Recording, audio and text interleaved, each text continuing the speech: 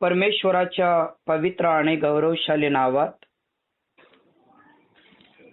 स्वर्गाच्या वाटेवर असणाऱ्या प्रत्येकांचे मी मनापासून स्वागत करत आहे.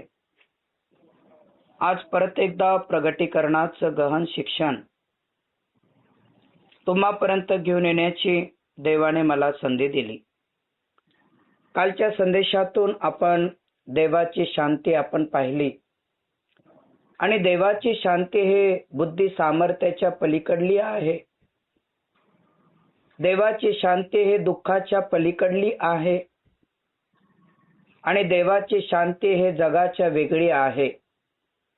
आणि ती शांती आज मानवाच्या जीवनात नसल्यामुळे आज अनेक लोक वेगवेगळ्या डिप्रेशन मध्ये आहेत, अनेक लोक आत्महत्या करत आहेत, तर अनेक लोक जग सोडून किंवा वेगवेगळ्या व्यसनाच्या अधीन जात आहेत, कारण त्यांच्या जीवनात शांती नाही. परंतु देवाने जी शांती दिलेली आहे ती फक्त देवाच्या लोकांसाठीच आहे. आणि म्हणून जगात प्रत्येक मानवाने मोबाईल म्यूट करा, कोणाचा तरी मोबाईल म्यूट नाही आहे. जगात कित्येक असे लोक आहेत की ज्यांच्याकडे ज्ञान आहे, संपत्ती आहे, पैसा आहे, परंतु शांती नाही. आणि ती शांती देवापासून कशी मिळेल हे कालच्या संदेशातून आपण अतिशय काळजीपूर्वक ऐकलेलं आहे. आज आपण प्रभू परमेश्वरापासून मिळणारी क्षमा याकडे लक्ष केंद्रित करणार आहोत. आणि प्रगटी 1 आणि वचन 5 मध्ये जर तुम्ही पाहाल तर त्या ठिकाणी जो आपल्यावर प्रीती करतो, ज्याने आपल्या रक्ताने तुम्हाला आम्हाला पातकातून मुक्त केले. प्रगटी 1:5 मध्ये जो आपल्यावर प्रीती करतो आणि ज्याच्या रक्ताने तुम्हाला आणि मला मुक्त केलेले आहे, त्या देवापासूनची ही शांती आहे. म्हणजे देव मनुष्यावर का प्रेम करतो हा एक सर्वात मोठा प्रश्न आहे. असं मनुष्यामध्ये काय आहे की जो देव मनुष्यावर प्रेम करतो? तर देव मनुष्यावर प्रेम करण्याच्या पाठीमागचा उद्देश उत्पत्ती 1:26-28 मध्ये पाहाल तर त्याने मनुष्याला आपल्या प्रतिरूपाचं बनवलेलं आहे, आपल्यासारखं त्याला बनवलेलं आहे आणि म्हणून तो मनुष्यावर प्रेम करतो. योहान 3:16 जर तुम्ही पाहाल तर देवाने जगावर प्रेम करून आपला एकुलता एक पुत्र दिला, यासाठी की जो कोणी त्यावर विश्वास ठेवेल त्या प्रत्येक व्यक्तीला सार्वकालिक जीवन, अनंतकालिक जीवन मिळावं. म्हणून देव देवाच्या लोकांवर प्रीती करतो आणि तोच प्रत्येक मनुष्याला पापाच्या बंधनातून मुक्त करतो. कारण ज्याच्यावर प्रेम आहे त्यालाच तो क्षमा करतो.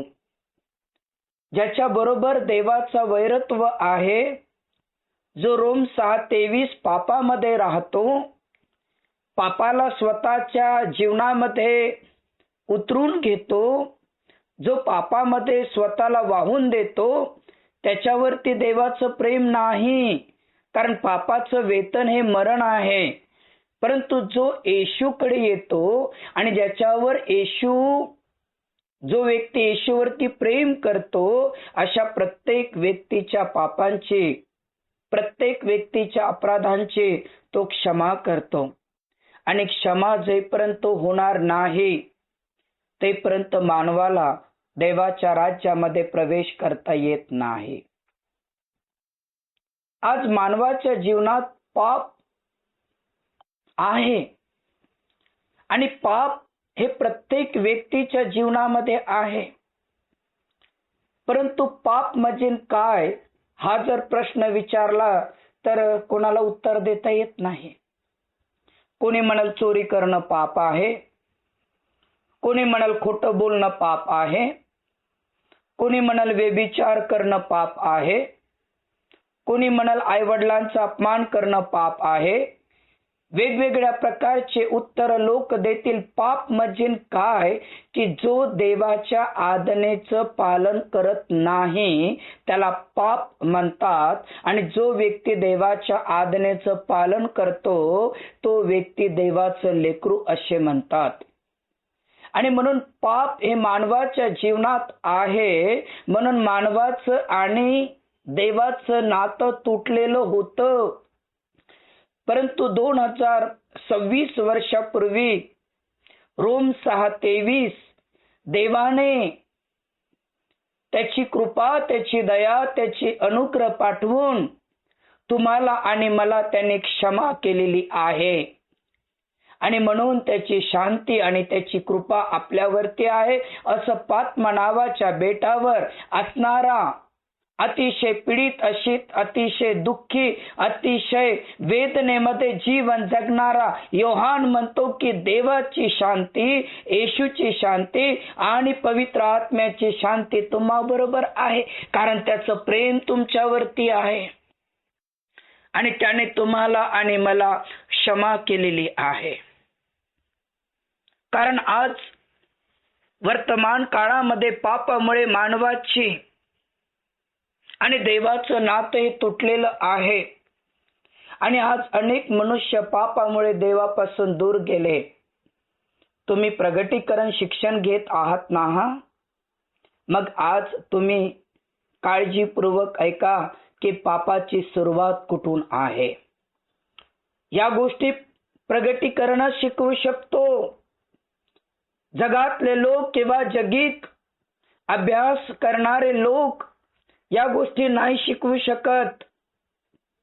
प्रगटीकरणाचा आत्मा ज्या व्यक्तीवरती आहे, देवाच्या आत्म्याचा अभिषेक ज्या व्यक्तीवरती आहे, देवाच्या आत्म्याने जो व्यक्ती भरलेला आहे, तोच व्यक्ती पापाबद्दलची माहिती तुम्हाला आणि मला देऊ शकतो.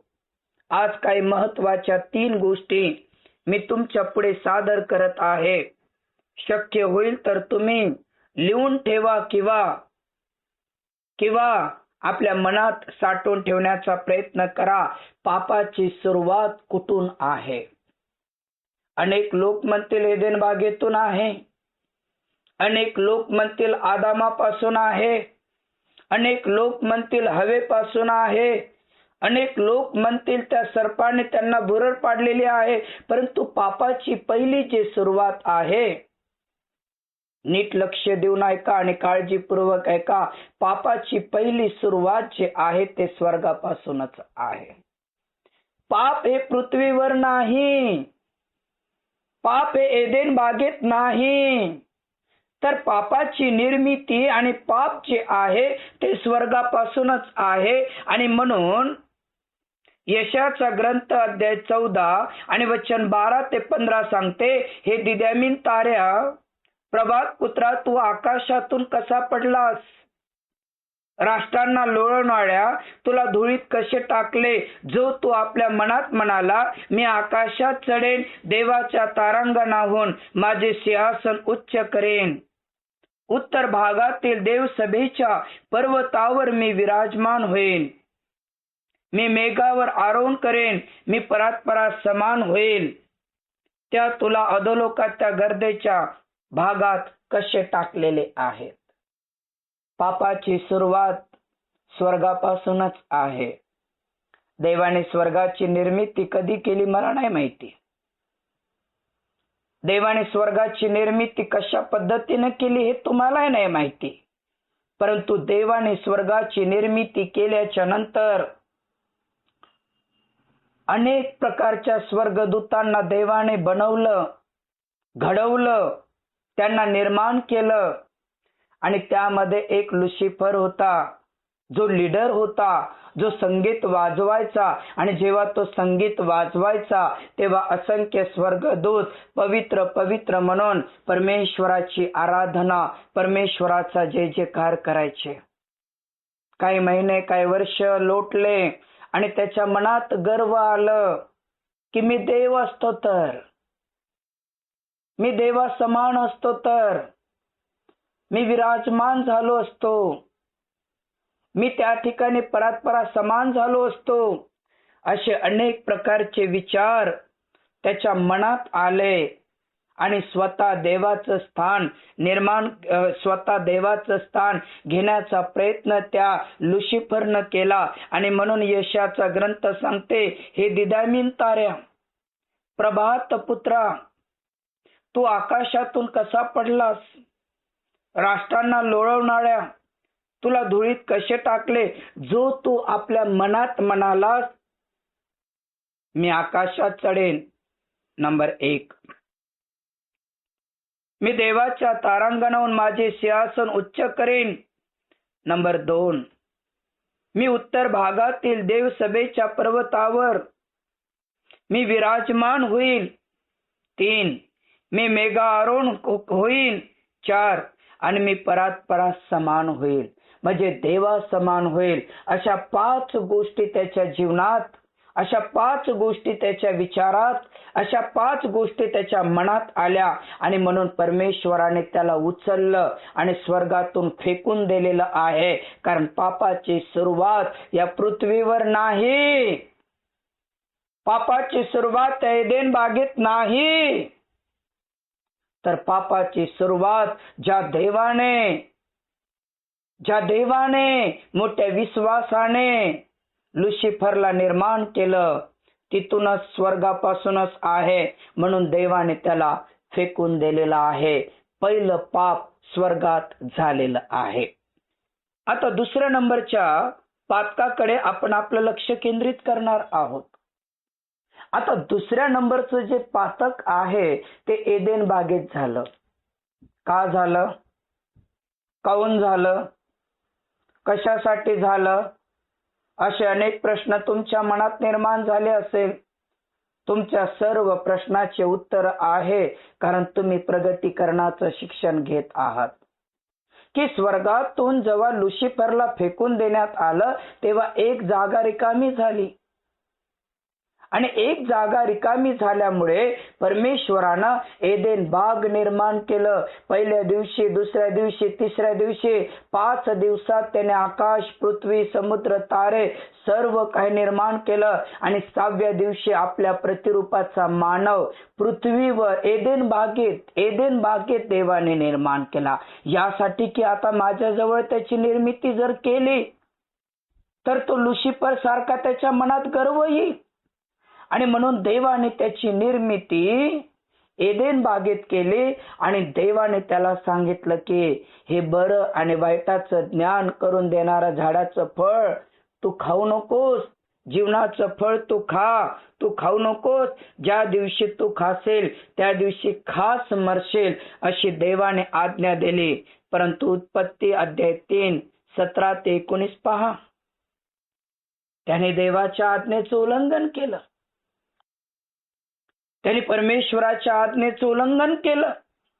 आणि देव त्याला म्हणत आहे, आदाम तू कुठे आहेस? तेव्हा तो म्हणतो की मी एका झाडाच्या पाठीमागे लपलेला आहे. आणि देव म्हणतो अरे तू माझ्या समोर ये. तेव्हा तो म्हणतो मी नग्न आहे.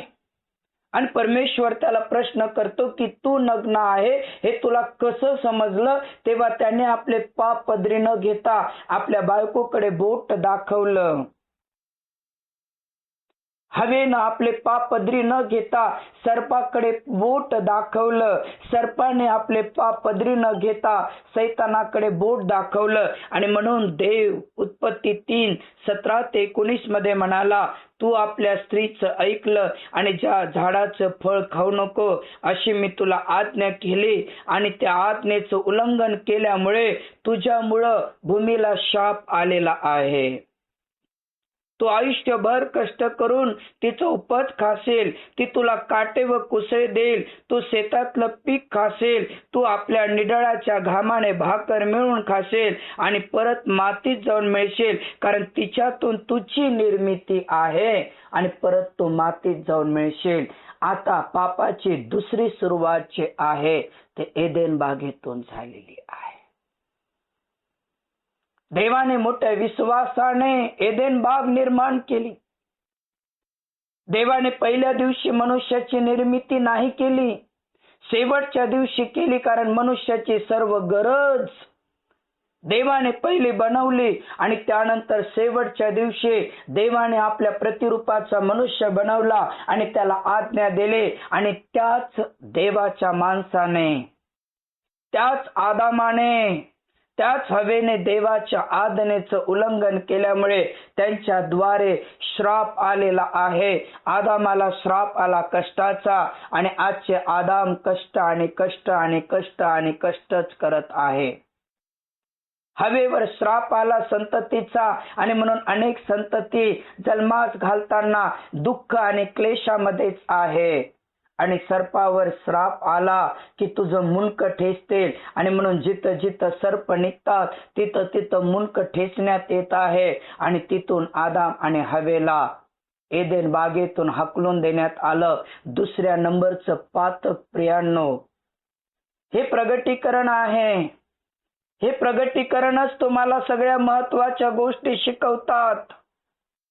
कारण ज्या देवाने प्रगटी 1:5 मध्ये तुमच्यावर प्रेम करून क्षमा केले, परंतु पाप मानवाच्या जीवनात कसं आलं याचं शिक्षण प्रगटीकरणच देऊ शकतो.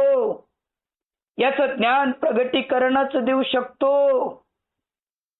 याचा इतिहास प्रगटीकरणच देऊ शकतो. आणि म्हणून पहिलं पाप स्वर्गात झालं आणि ते पण लुसिफर कडून, जे देवाने आपल्या जवळचा व्यक्ती बनवला. दुसरं पाप एदेन बागेत झालं, ज्याला देवाने आपल्या प्रतिरूपाचा आपल्या सारखा बनवला आणि त्याने सुद्धा देवाच्या आज्ञेचं पालन केलेलं, उल्लंघन केलं. आणि म्हणून दुसऱ्या नंबरचं पातक जे आहे ते एदेन बागेत आलेलं आहे. आणि तिथून आदाम आणि हवेला हकलून दिल्याच्या नंतर तिसरं जे पाप आहे ते पृथ्वीवर उतरलेला आहे, जगातल्या लोकांवर उतरलेला आहे, जगातल्या लोकांना पकडलेलं आहे. आणि एका काळात तुम्ही आणि मी पण पापातच होतो, तुम्हाला आणि मला जखडलेलं आहे. आणि म्हणून उत्पत्ती 6:5-8 मध्ये जेव्हा परमेश्वराने मानवाची दृष्टाई पाहिली, तेव्हा त्यांच्या मनातले विचार ओळखले, तेव्हा एकसारखे वाईट विचार मानवाचे आहे पाहिले. आणि मग उत्पत्ती 6:5-8 मध्ये देव म्हणाला 6व्या वचनात, मी पृथ्वीवर मनुष्याची निर्मिती केली, सर्वात मोठी चूक केली. मी मनुष्याला निर्माण करायला नव्हतं पाहिजे, याचा खेद झाला. आणि वचन 7 मध्ये म्हणतो की परमेश्वर म्हणाला, मी उत्पन्न केलेल्या मानवाचा भूतलावरून मी नष्ट करेन, पशु, रांगणारे प्राणी, आकाशातील पक्षी, सारे, हे सारेच्या सारे जे उत्पन्न केले मी नष्ट करेन. परंतु नोहावर देवाची कृपा होते. तिसऱ्या नंबरचं पातक या पृथ्वीवर, ज्या जगात तुम्ही आहात तिथं उतरलेलं आहे. आणि सर्व मानव जात पापामध्ये जीवन जगतात. आणि परमेश्वर म्हणतो की मी मनुष्याला निर्माण नसतं केलं तर बरं झालं असतं, कारण मी मनुष्याला निर्माण करून माझ्याकडून फार मोठी चूक झाली, आता मी मनुष्याला नष्ट करेन. पहिलं पाप स्वर्गात उत्पन्न झालं, याची ओळख तुम्हाला झाली. दुसरं पाप एदेन बागेत निर्माण झालं, याची ओळख तुम्हाला झाली. आणि जेव्हा आदाम आणि हवेला एदेन बागेतून बाहेर हकललं, तेव्हा तिसऱ्या नंबरचं पातक या भूतलावर, या मानवावर आलं. म्हणून यशा 1 आणि वचन 3 सांगते की बैल आपल्या धन्याला ओळखतो, गाढव आपल्या मालकाला ओळखतो, पण माझे लोक मला ओळखत नाही. वचन 4 आणि 5, किती पापिष्ट राष्ट्र, दुष्कर्माने भारावलेले लोक, यांनी जिवंत देवाला सोडलेलं, एका बैलाला आपल्या धन्याची ओळख राहिली.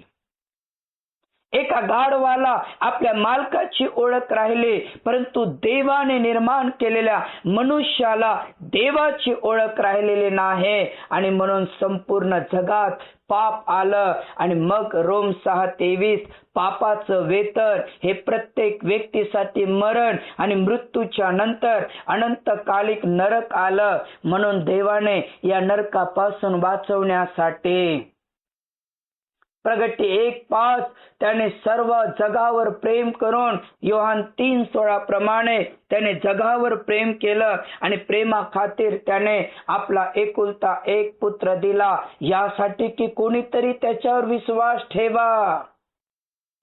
म्हणजे स्वर्गात झालेले पाप, पृथ्वी आपल्या एदेन बागेत झालेलं पाप आणि पृथ्वीवर झालेल्या पापांची मी त्यांना क्षमा करेल, मी त्यांना क्षमा करेल. आणि म्हणून योहान 3:16 प्रमाणे देवाने पाहिलं की प्रत्येक मानव पाप करतो, पापात मरत आहे, अनंत काळाच्या नरकात, सार्वकालिक नरकात. ज्या नरकातला किडा कधी मरत नाही, ज्या नरकातली अग्नी कधी विझत नाही, ज्या नरकात रडणं आणि दात खाणं कधी संपत नाही, अशा नरकामध्ये मानव चाललेला आहे. हे देवाने पाहिलं आणि जगावर प्रेम करून त्याने आपला एकुलता एक पुत्र दिला. कशासाठी? की तुम्ही आणि मी त्याच्यावर विश्वास ठेवावा आणि सार्वकालिक जीवन आपल्याला मिळावं. म्हणून देवाने योहान 3:16 प्रमाणे जगावर प्रेम केलेलं आहे. आणि त्याच शब्दाचा अर्थ प्रगटी 1 आणि वचन 5 मध्ये की त्याने तुमच्यावर प्रेम केलं आणि तुमच्या पापांची त्याने क्षमा केलेली आहे. मग तुमच्या पापांची ज्या देवाने क्षमा केली, तो देव म्हणतो की एक बैल आपल्या धन्याला ओळखतो, एक गाढव आपल्या मालकाला ओळखतो, पण माझे लोक मला का ओळखत नाही? खायला अन्न तर मीच देतो, प्यायला पाणी तर मीच देतो, श्वास घेण्यासाठी हवा मीच देतो, भूतलावर त्यांची काळजी तर मीच घेतो. अरे बैल आपल्या धन्याला ओळखतो, गाढव आपल्या मालकाला ओळखतो, यशा 1:3-5. पण माझे लोक मला ओळखत नाही. किती पापिष्ट राष्ट्र, दुष्कर्माने भारावलेले लोक यांनी जिवंत देवाला सोडलेलं आहे. प्रियांनो, आज तुम्ही देवाच्या कृपेमध्ये आहात. प्रगटी 1:5 प्रमाणे देवाने तुमच्यावर प्रेम करून तुमच्या आणि माझ्या पापांची त्याने क्षमा केलेली आहे. आज तुम्हाला आणि मला तो स्वर्गाच्या राज्यामध्ये स्वतः बरोबर ठेवण्यासाठी तो तयार आहे. प्रगटी 1:4 प्रमाणे पांढरे शुभ्र वस्त्र परिधान करून तो आपल्या बरोबर फिरण्यासाठी, आपल्या घरात ठेवण्यासाठी, आपल्या बरोबर ठेवण्यासाठी तो तयार आहे. योहान 14:1-3 की तो स्वर्गात तुमच्यासाठी घर बांधून तो तुम्हाला घ्यायला येऊन सदा सर्वदा तुम्ही देवाच्या जवळ राहावं, यासाठी तो स्वर्गात घर बांधायला गेलेला आहे. मग आज लुसिफरचे पातक तुमच्या मनामध्ये गर्वाचे आहेत का? आज एदेन बागेतले पाप, चुकीचे फळ खाण्याचे तुमच्या आणि माझ्या जीवनात आहे का? आज नोहाच्या काळासारखे जग आणि जगातल्या सगळ्या गोष्टीच्या पापामध्ये आम्ही जीवन जगत आहोत का? जर असेल तर रोम 6:23 पापाची मजुरी हे मरणच मिळणार. परंतु देवाने आपल्यावर प्रेम करून प्रगटी 1:5 त्याने तुमच्यावर कृपा करून त्याने तुम्हाला शांती देऊन त्याने तुम्हाला क्षमा केलेली आहे. देवाने वाईट केलं का? कोणीतरी एक जण उत्तर द्या. नाही पाळक साहेब, नाही. देवाने कोणती चूक केली का? नाही केली. आम्ही मग त्याने तुम्हाला शांती दिली, त्याने तुमच्यावर कृपा केली, त्याने तुमच्यावर प्रेम केलं आणि त्याने तुम्हाला पापाच्या बंधनातून मुक्त केलं. तरी पण आज मानव आपल्या अंतःकरणामध्ये राग, द्वेष, तिरस्कार का बरं ठेवत आहे? अरे लाखेसारखे लाल पाप ज्या देवाने पांढरे बर्फासारखे पांढरे शुभ्र केलेले आहे, तो मानव आज गर्वामध्ये, मीपणामध्ये आणि घमंडामध्ये का चालत आहे? सुईच्या टोकावर बसेल एक मच्छरचं औषध सुद्धा आपण तयार करू शकत नाही, तरी मानव म्हणतो मी माझं मला, मी माझं मला, मी माझं मला, यामध्येच का जीवन जगत आहे? प्रियानो, पात्मा नावाच्या बेटावर अतिशय भयंकर, अतिशय कठीण परिस्थितीमध्ये योहानाने दिवस काढले.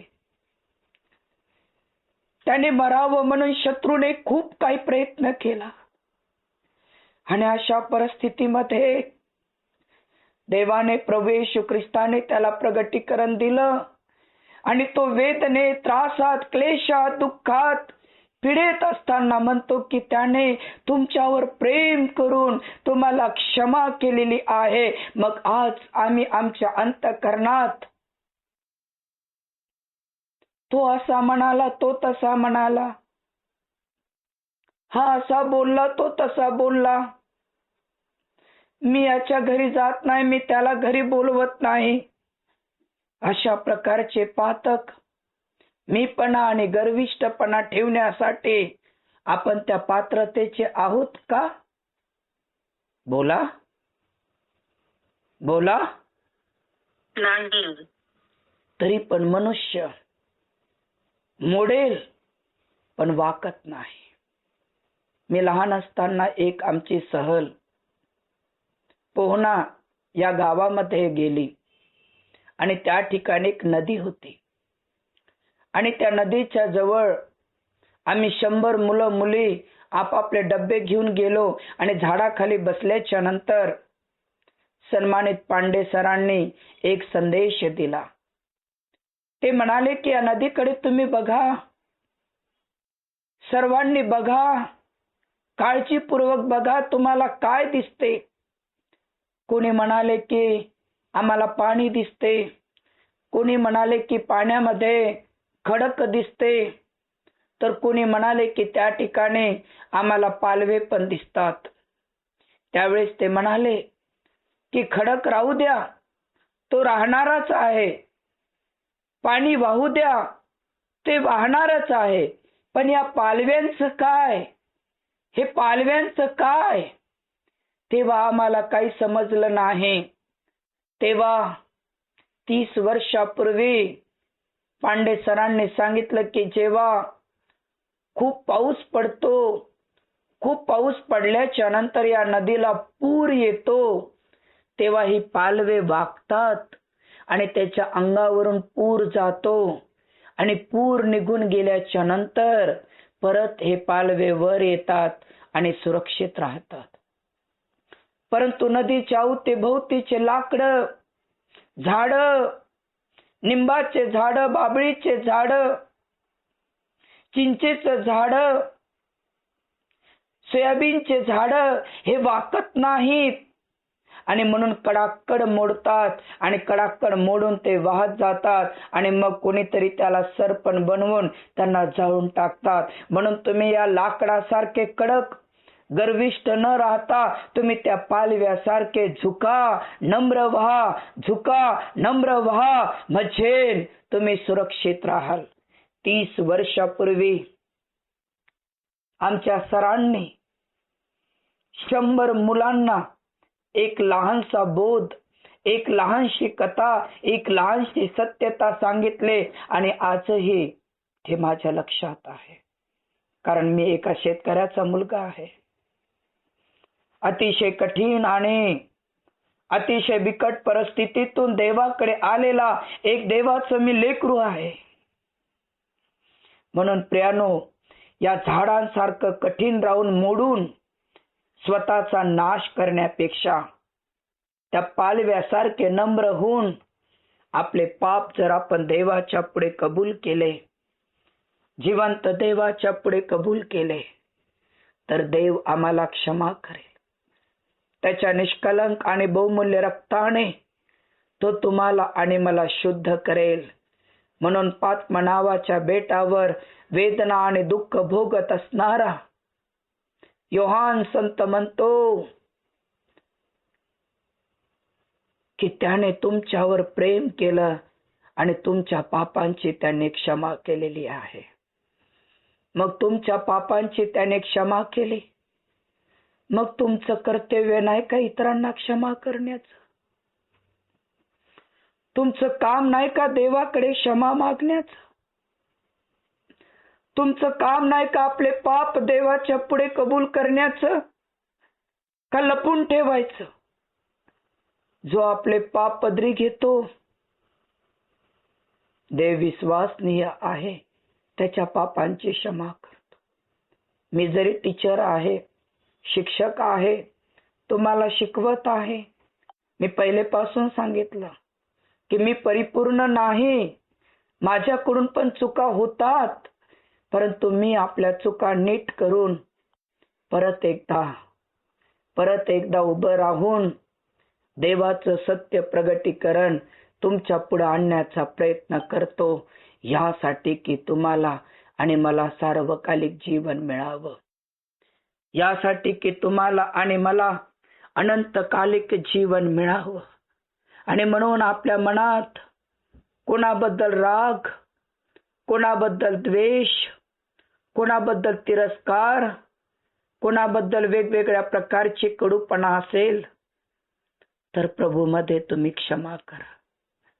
देवाने जशी तुम्हाला क्षमा केली, तुमच्यावर कृपा केली, तुमच्यावर प्रीती केली, तुम्हाला शांती दिली, तशाच प्रकारे तुम्हीही एकमेकांना क्षमा करा, एकमेकावरती प्रेम करा आणि एकमेकासाठी प्रार्थना करा.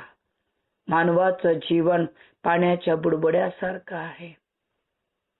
काल माझ्या मित्राचा मुलगा सनी गोविंद रणनवरे, वय 22, जिथं कुठं भेटायचा पाळकसाहेब मला म्हणायचा. खूप लाडका, खूप जीव लावायचा मी, परंतु आई आणि वडिलांचं वातावरण नीट नव्हतं. घरात वेगवेगळं वातावरण तयार झाल्यामुळे तो हा मुलगा जो आहे तो बहेकला आणि काल मजा करता करता एका गाडीला जाऊन धडकला. एका क्षणात त्याचे हात कडाक्कड मोडले, पाय कडाक्कड मोडले, डोक्याचे शिरा कडाक्कड तुटल्या आणि 2 तासामध्ये त्याने आपला जीव सोडून दिला.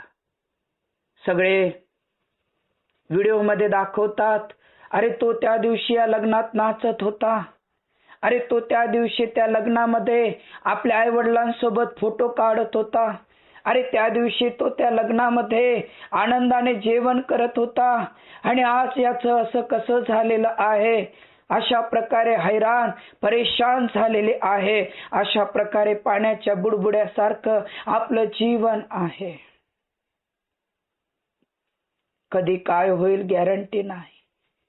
जगात प्रेम करणारे लोक कमी आहेत, प्रेम देणारे लोक कमी आहेत, स्वार्थ आणि स्वतःचं हित पाहणारे भरपूर आहेत.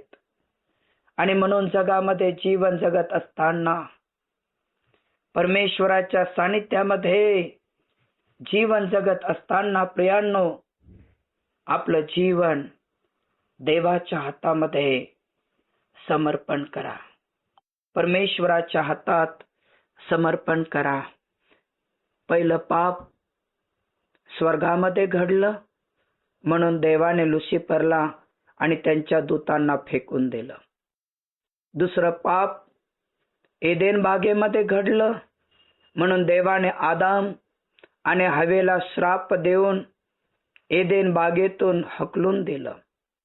तिसरं पाप पृथ्वीवर घडलं म्हणून देवाने जलप्रलय आणून संपूर्ण पृथ्वीवरच्या लोकांचा नाश केला.